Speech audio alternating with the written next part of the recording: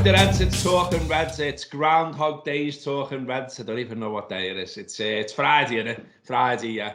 Gareth Roberts got Ian Ryan with me. And yeah, right now as we're doing this, Premier League clubs, excuse me, are having their very own video chat about what happens with the league. Some mad stuff ahead of this meeting, Ian, I thought, especially a piece up on the BBC that sort of got up my nose a little bit, really, in that I kind of, I hold the BBC up as being somewhere where you can go and find some quality stuff, really. And this was a bit, I just wasn't sure about it, really. I mean, it was Nose, the story on Premier League clubs will discuss the option of putting a 30th of June deadline on the season at a meeting on Friday. That was the opening line. And obviously, if you read that, you're thinking, well, that means that, that must mean null and void then, because you obviously can't get all the games played by then, given the current situation. Next line is, not all clubs have been involved in informal discussions, but with a hope for May resumption to the season unlikely, club owners are looking at how to avoid potentially difficult contractual situations. And then it mentions Liverpool's shirt deal. I mean, even on that, it's already come out about the shirt deal that Liverpool will complete the season in New Balance, and then the new season would be in Nike. So that's not an issue, and yet it was reported on the BBC as being one. And also that top line and that idea is basically, when you read other outlets and you read between the lines, it's someone briefing again. It's someone from a club who would obviously benefit from the season being scrapped, i.e. facing relegation or thereabouts, you would think, or perhaps nowhere in the league, not in any places, and just being like, it's not sort of the thoughts of all of the clubs, and there it is, though, reported, sort of scaremongering a little bit around it. So I was a bit like that about that piece. I was tempted to talk about it yesterday on the weekend, but we kept the weekend light. Saved the serious stuff for you, mate. Well, I was on the weekend, and I enjoyed it yesterday. It was a nice change. Now, obviously, we got to talk about Rafa Benitez and stuff, and that just felt like a nice change of pace, because we are getting, as you've mentioned, we're bogged down, aren't we, with the old kind of stuff, really. And obviously, this meeting's going ahead today. I don't know whether we'll learn a great deal, to be honest. It feels like it might be one where they're starting to put contingency plans together. I have to say, Rob, if you'd have asked me this question around the null and void thing maybe 3, 4, 5 weeks ago, I've always felt really, really confident that the league gets finished. I'm starting to get a little bit worried, if I'm being honest. Obviously we had the announcement yesterday, 3 more weeks of lockdown, which wasn't that surprising, to be honest. But there's just maybe a little bit of a change, a tone, with 1 or 2 pieces that are getting filtered out there, or getting put out there, I should say. So I'm a little bit concerned. I still do think it will get done. But yeah, maybe starting to feel maybe a little bit more worried than what I did 3, 4 weeks ago. I think, and this has been mentioned by other people, kind of people like Gary Neville, Carragher, Redknapp, Souness, etc. on Sky. But I think the handling of this from the Premier League's not been particularly great, has it? Do you know what I mean? I think there's been a lack of communication. You are almost having to guess and make stuff up because you don't know what's going on, and there's a real lack of kind of putting stuff out there from the big clubs. Certainly, you'd think you'd maybe get a steer from a Liverpool or a Manchester United in terms of 1 or 2 of the challenges they're facing, and just communicating that to people on the outside. So we've got a little bit more of an understanding about where they are, what their thoughts are, what they're thinking. And people might say, well, you don't have to do that. Well, actually, I feel like you should be doing that, to be honest. I'm with you. I expect a certain level of communication, certainly for my club, but I'm guessing other fans of other clubs would say similar. And there's just been a real lack of it. And even if you think back to when Premier League clubs were talking about what they were going to do with wages, etc., and it felt like a lot of that almost got discussed behind closed doors before they'd even spoken to the players. So when they're talking about a 30% cut, that was all discussions, cloak and dagger stuff that didn't even involve some of the players, didn't involve So understandably, when the players found out about that, they were all like, well, hang on a sec. 30% might not work for every single player. That needs to be an open communication channel between club and player, and it never happened. And I just think the whole communication piece around this has been pretty poor, to be honest. Yeah, it's back to that thing, isn't it? That, you hear all the time people saying, oh, clubs are businesses, football's a business and all that. And to an extent it is, but also to an extent it isn't. To an extent it's something that we're all invested in, that we're emotionally invested in. And therefore I'm with you in that, while there will be discussions about wages and the futures of businesses up and down the land, and we're not privy to them and we're not talking about them. And, so what I'm saying about this is like, you mentioned the wages and you got like the fella from Brighton coming out talking about wage caps and all kinds, and sort of throwing, not throwing players under a bus, but sort of creeping it out there, I think, and a little bit saying, they still haven't agreed to take a cut, and all that kind of stuff. And you're starting to see a few pieces around that, and I think, well, yeah, but okay, but no one else's business is put out there like that. And I think you nailed it there. Like, there's almost like a suspicion that you can spot between, the players are suspicious of club owners and clubs and of the league, and there's sort of self-interest everywhere. That BBC piece I mentioned, stinks of that, really.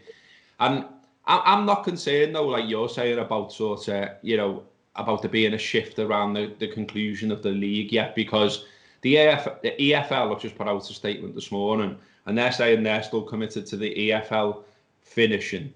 You look across Europe as well, and that seems to be the case. Germany, as ever, are ahead of everyone else, it seems. They're already putting players back in training, talking about the Bundesliga resuming and things like that. Across Europe, and even from like UEFA and FIFA, to be fair to them, which you're not normally fair to them, because you're normally like, what are these fellas up to? They're on about concluding the season as well. So I'm not sure there's been a big shift yet. It'd be interesting, obviously, to see what comes out of this Premier League meeting. But yeah, the key is communication. Like, the EFL statement's pretty good, to be fair. I know it doesn't directly affect Liverpool fans, but it is fairly comprehensive in the saying, this is what we want to do. The goal is to finish the season. But they're also talking about the uncertainty. Like, we all want certainty at every turn. Like, if you watch the news, everyone's on the government's back for certainty. Like, when's this going to end? How's it going to end? What's the plan? And we're doing the same with football. When's it going to start? How's it going to start? Where's it going to start?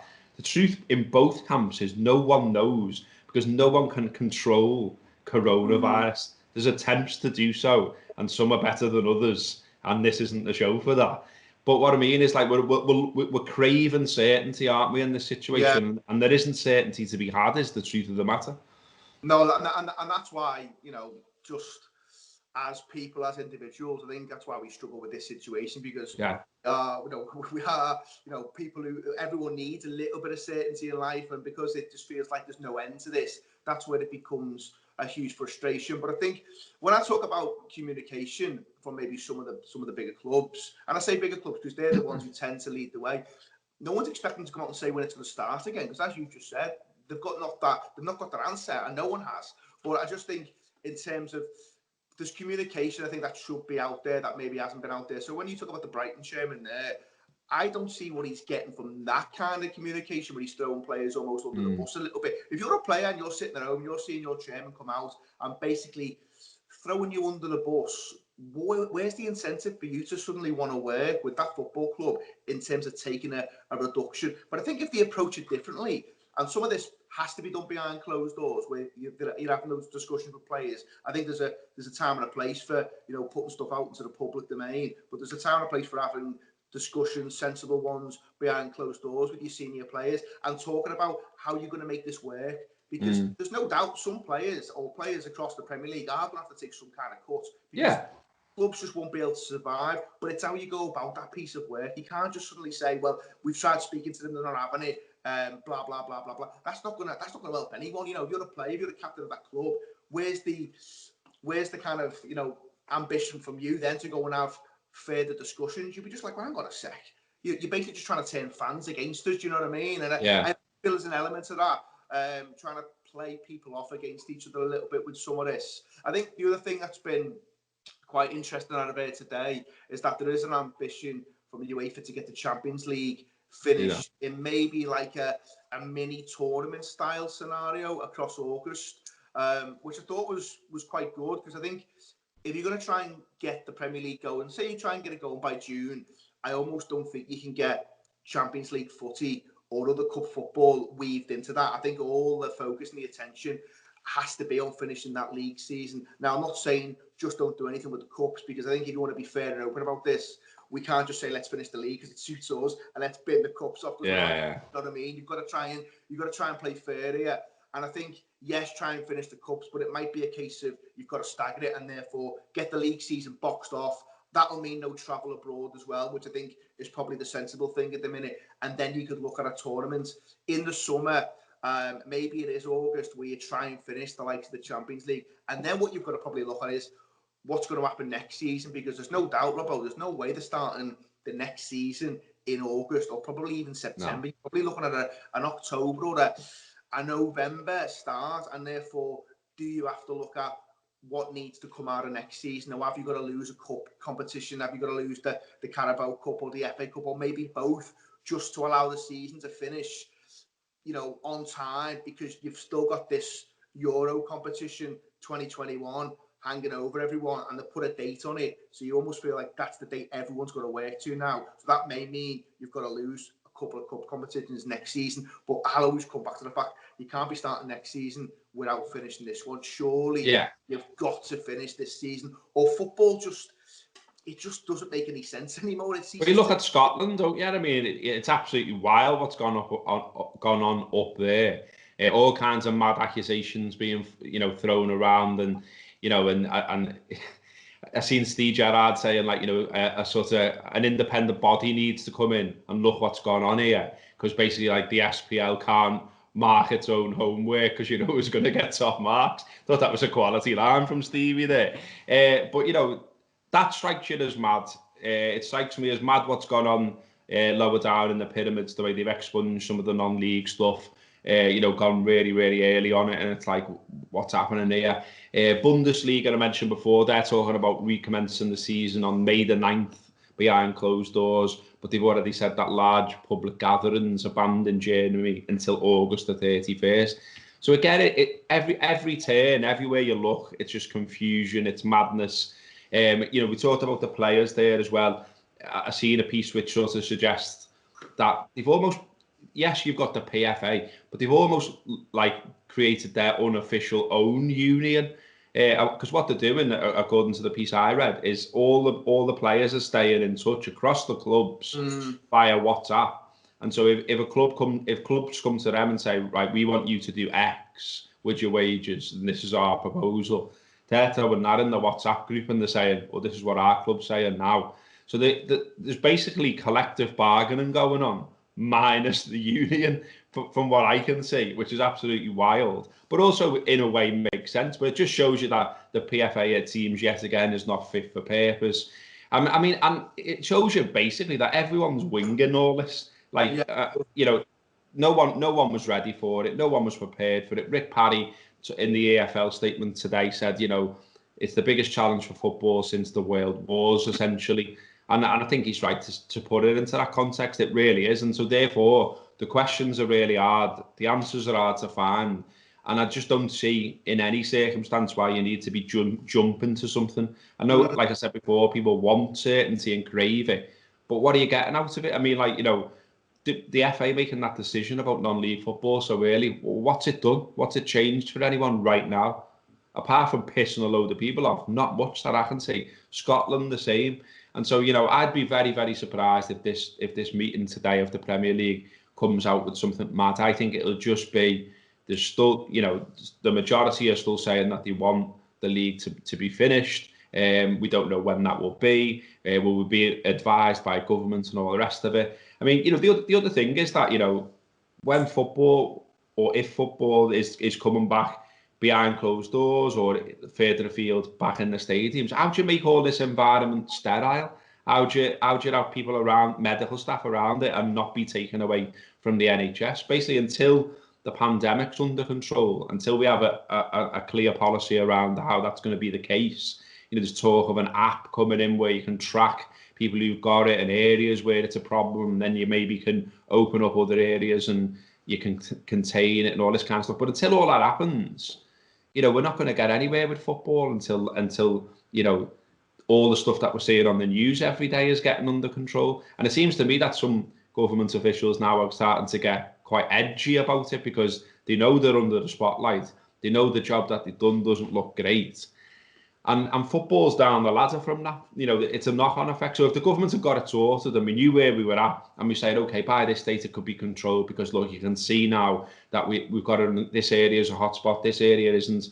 You know, you could then, like, say you knew Birmingham was relatively safe, then you could start talking about St George's or whatever and things like that. But right now it's just ideas being thrown around is all there is at the moment. I think that's it, and I think because there's no, like, almost outline, or there doesn't seem to be an outline of any kind of exit strategy, and as I say, you know, no one's expecting dates here, but just maybe a plan of how we potentially come out of it.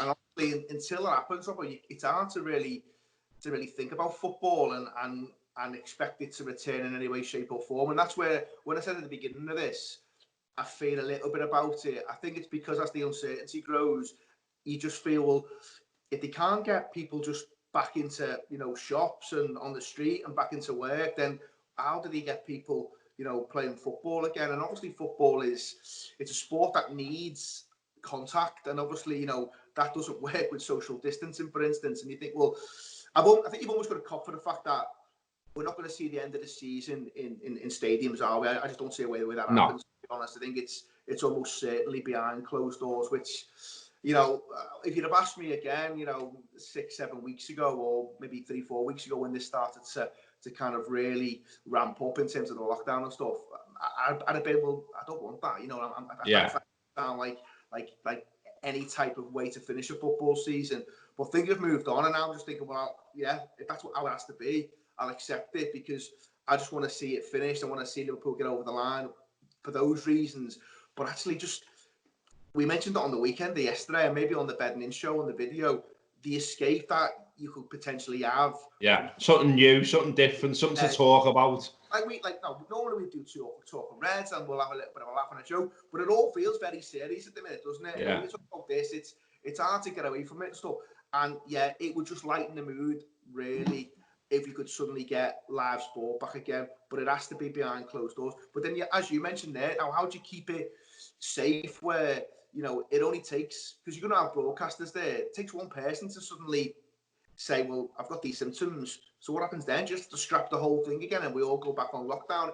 It's just an absolute minefield. And listen, we ain't going to solve it on this call. Do you know what I mean? No, we're not. There's fellas and we're not more money, and it's their job to sort this stuff out. We're just like, you know, two bell ends having a conversation. You know, exactly that. We're never going to get to the end of it. But no, listen, it's about having an opinion and stuff, and we've got a vested interest because we're following Liverpool Football Club. We want to see them win the league. And, you know, when we started this season out, there was always things that maybe you might get in Liverpool's way, winning the league. But this never entered your head. You know, you didn't think actually this pandemic was going to come out of the blue and just like stop football completely. I mean, it's absolutely bonkers what's happened. But yeah, back to the point you made earlier, I just like a little bit more communication from some of the powers that be. You know, even if they can't give absolute certainties, because no one can, I just feel like football has gone very quiet at a time where maybe you need some of the big clubs, not just big clubs, but, you know, as I said before, they tend to lead the way. Some of those guys just to start talking a little bit about what's going on and what they are facing in terms of challenges, how we see maybe some of these things being overcome. It just feels very, very radio silent, and that doesn't help. Yeah. I mean, I think what it does show as well, though, is that what we've sort of known but maybe not talked about too much is that the whole running of it is absolutely mad. Like the sort of, you know, the wages to turnover type thing, and, you know, everything sort of being based on, well, I mean, everything being based on there being football, but almost like sort of not kicking everything into the grass like forever. Do you know what I mean? Like, we can get this fella for this amount of money on these wages. Can we really afford that? Oh, fuck it, just get him anyway. That type of thing. And, you know, a lot of clubs are run in a really, really bad way.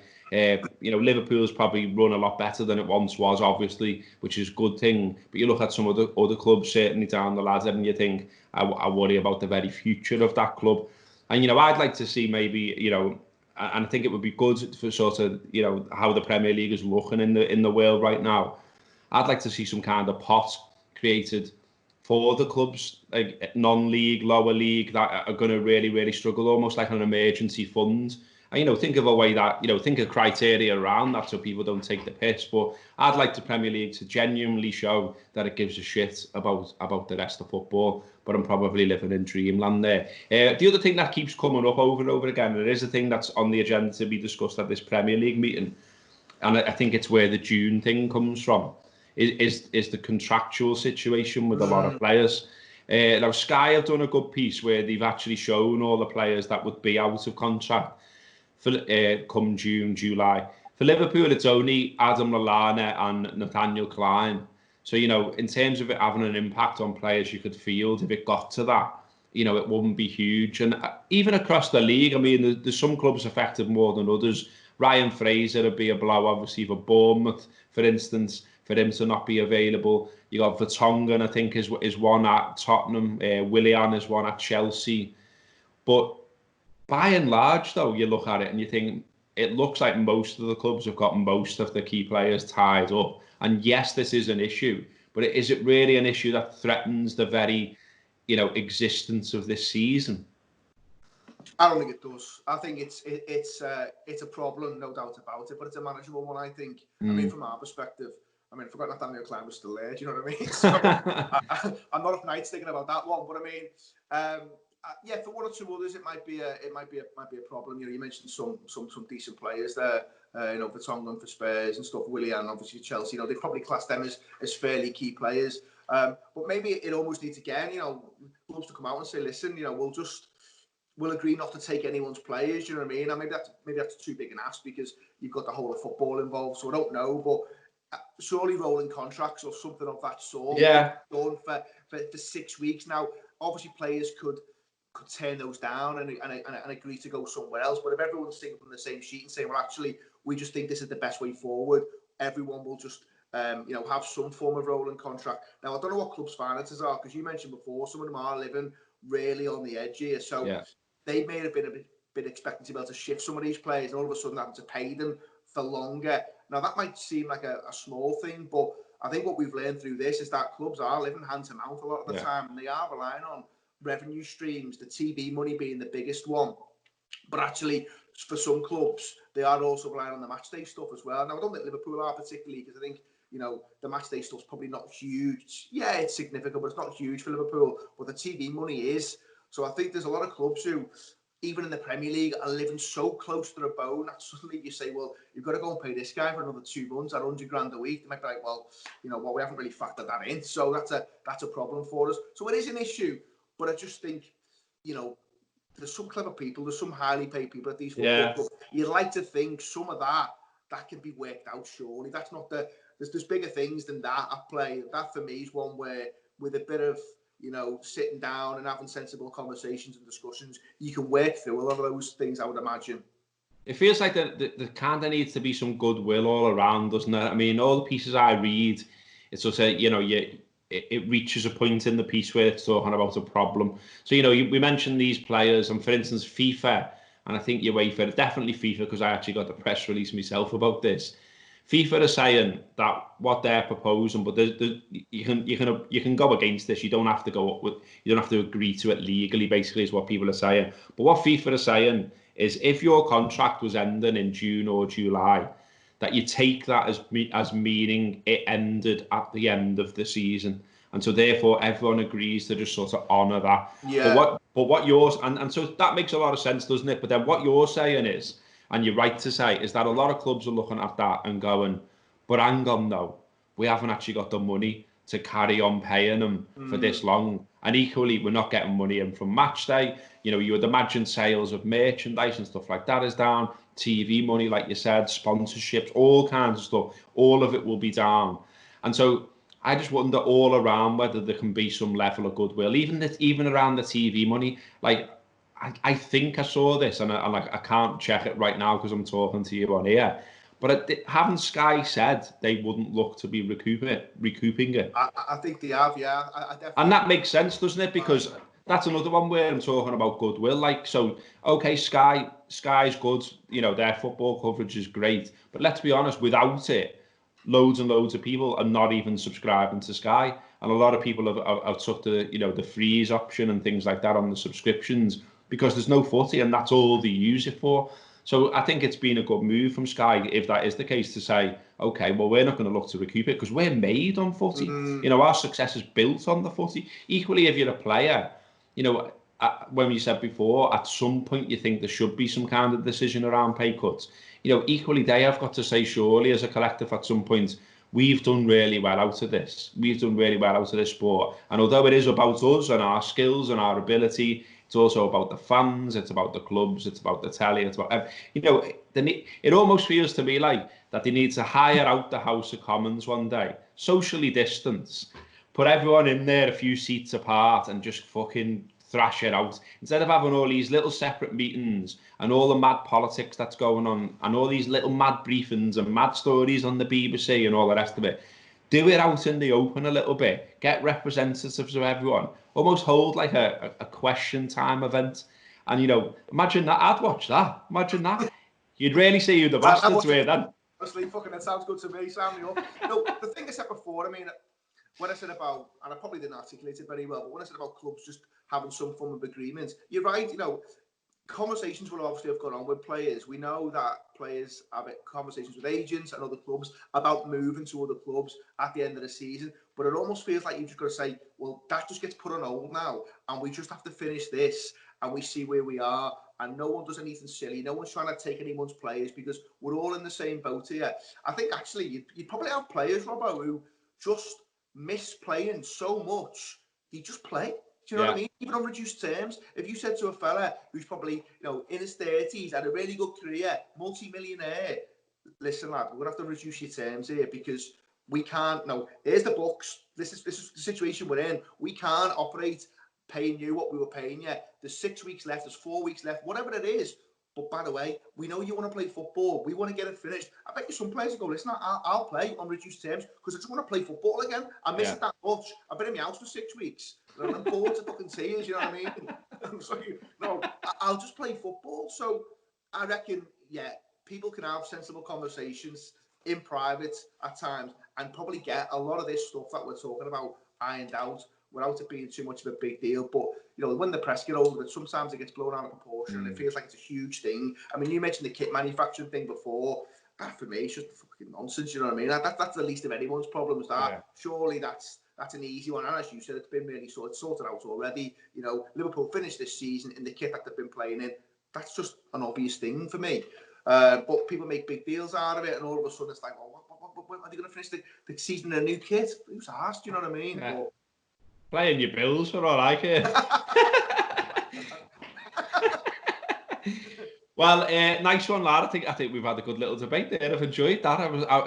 When it started out this morning, realised we're doing it. I was thinking, what are we going to talk about? And then we've actually absolutely put the world to rights, lad. Listen, as we always say normally, and we used to do a lot of the talking about stuff, didn't we? You know, we'd have a laugh and a joke because there was lots going on. We go through the paper and all that, and you can pick out some funny stuff. It all feels a little bit serious at the minute. But yeah, listen, we just get back to playing football, don't we, at some point soon? And, you know, it will come back at some point. It has to come back at some point. Yeah.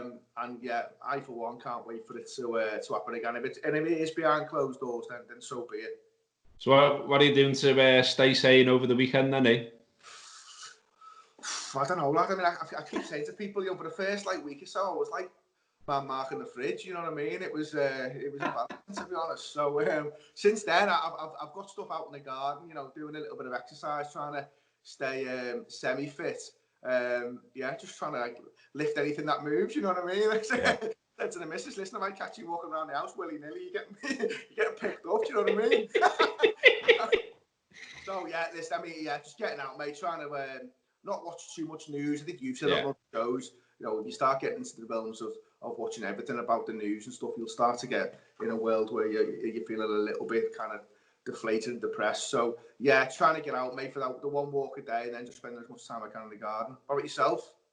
Yeah, same thing. Been trying to go out on some walks, enjoy the weather while we've got some nice weather. So walked down the front, walked to town and back yesterday, which was a nice walk, and it was nice down the front. Trying to be getting out in the park, using me hour of exercise and all that kind of things. Because as you say, if you're stuffed up and you're just consuming the internet, you know, Sky News, whatever, BBC News all day, you know, it can really get you down. You do start to think, you know, how are we ever getting out of this? Because, you know, I think, you know, the media gets thrown under the bus a lot, but a lot of those people are just doing the jobs and they're just getting different views and they're speaking to different people. But nevertheless, the continual grind of it only being about the coronavirus can make you think, fucking hell. I can't, you know, and you start thinking like, you know, you do a little cough or something, you're like, shit. Do you know what I mean? Whereas you just need to sort of have a bit of a sort of digital detox sometimes. I think just get outside, see the park, see the sea.